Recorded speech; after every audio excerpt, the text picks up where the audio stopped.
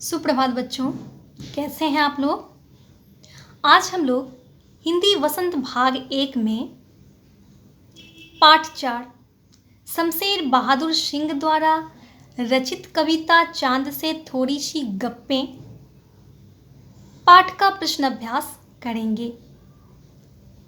तो आए बढ़े प्रश्नोत्तर की ओर।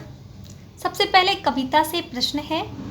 प्रश्न संख्या 1 कह रहा है कि आप पहने हुए हैं कुल आकाश के माध्यम से लड़की क्या कहना चाहती है। नंबर क चांद तारों से जरी हुई चादर ओढ़कर बैठा है। नंबर ख चांद की पोशाक चारों दिशाओं में फैली हुई है। तुम किसे सही मानते हो।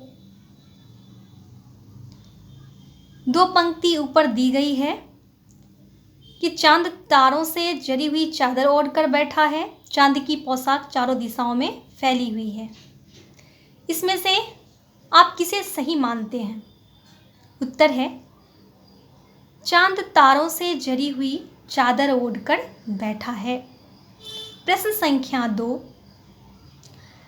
कवि ने चांद से गप्पे किस दिन लगाई होंगी।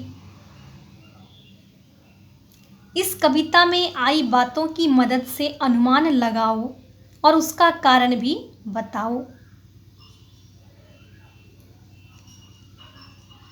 एक ओर दिन है और दूसरी ओर कारण है।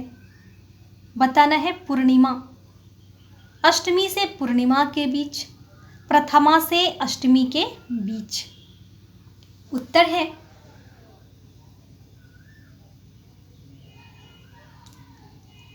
पूर्णिमा के दिन। इस दिन चांद पूरा गोल दिखाई देता है। अष्टमी से पूर्णिमा के बीच चांद थोड़ा कटा हुआ तिरछा सा प्रतीत होता है और धीरे धीरे पूरा गोल होता जाता है। प्रथमा से अष्टमी के बीच चांद का दुबला पतला रूप बढ़ता ही जाता है। इसलिए कवि ने चांद से ये गप्पे अष्टमी से पूर्णिमा के बीच लगाई होगी, क्योंकि इन्हीं दिनों चांद थोड़ा तिरछा होता है और धीरे धीरे पूरे गोल हो जाता है।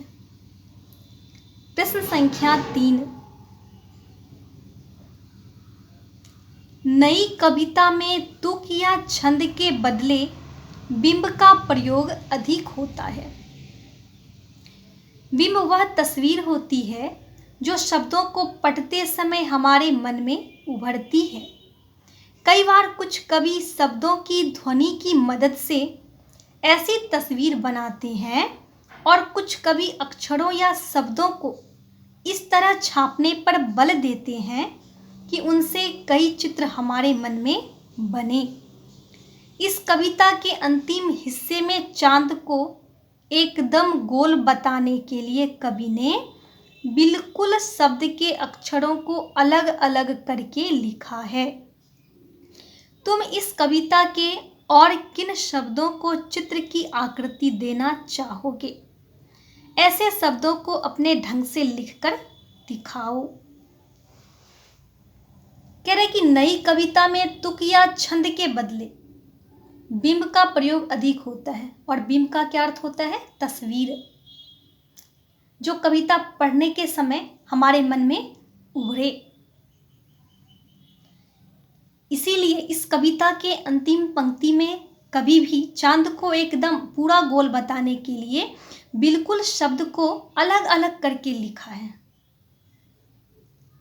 अब प्रश्न किया जा रहा है कि अब तुम इस कविता के और किन शब्दों को चित्र की आकृति देना चाहोगे। ऐसे अक्षरों को अपने ढंग से लिखकर दिखाओ। उत्तर है घटते बढ़ते, घटते बढ़ते, यानी घटते घटते बिल्कुल गोल हो जाता है। गोल मतलब गायब होना, चंद्रमा दिखता ही नहीं है। और बढ़ते बढ़ते बिल्कुल गोल होता है, यानी पूरा गोल। इस प्रकार से